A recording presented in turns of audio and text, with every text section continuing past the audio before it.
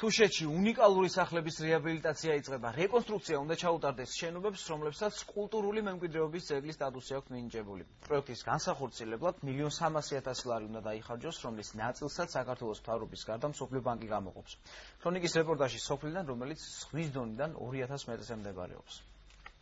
სოფელ დართლოში კულტურული მემკვიდრეობის ძეგლის სტატუსის მქონე სახლების რეაბილიტაცია იწყება. სამუშაოები ინტენსიურ რეჟიმში მიმდინარეობს. მიმდინარე წელს ჯამში 28 სახლი უნდა აღდგეს და ამ სახლებს პირველადი იერსახე დაუბრუნდეს. პროექტი შეიქმნა კულტურული მემკვიდრეობის ძეგლთა დაცვის სააგენტოსთან ერთობლივად.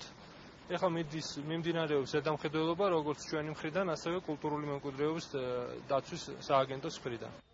თუშეთში სარეაბილიტაციო სამუშაოები რეგიონული განვითარებისა და ინფრასტრუქტურის მინისტრმა მუნიციპალური განვითარების ფონდის დირექტორთან ერთად დაათვალიერა. სტუმრები ადგილობრივებსაც გაესაუბრნენ და სამომავლო გეგმებიც მოისმინეს.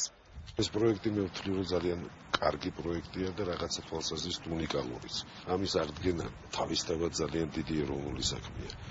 მით უმეტეს აქ იქმნება საფუძველი იმისა, რომ ადამიანები დიდხანს დარჩნენ უფრო და შეიძლება მთელი წელი იცხოვრონ.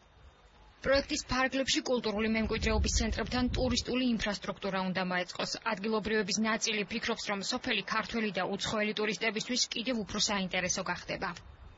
ესეთი პროექტები მარტო დართლოში კი არა, თუ სხვაგან გაჩნდა ქვეყნის საქართველოს მასშტაბით ყველგან უნდა გაკეთდეს.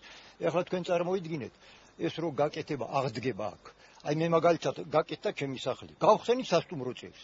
ეგრე ყველას შეუძლია კონკრეტულ ნებისმიერ თუ კი სურვილი ექნება ამუშაოს სასტუმრო თავის სახლი. დართლში უძველესი სახლების რეაბილიტაცია გასულ წელსაც განხორციელდა. სამუშაოები მაშინ მხოლოდ 6 სახლს ჩაუტარდა.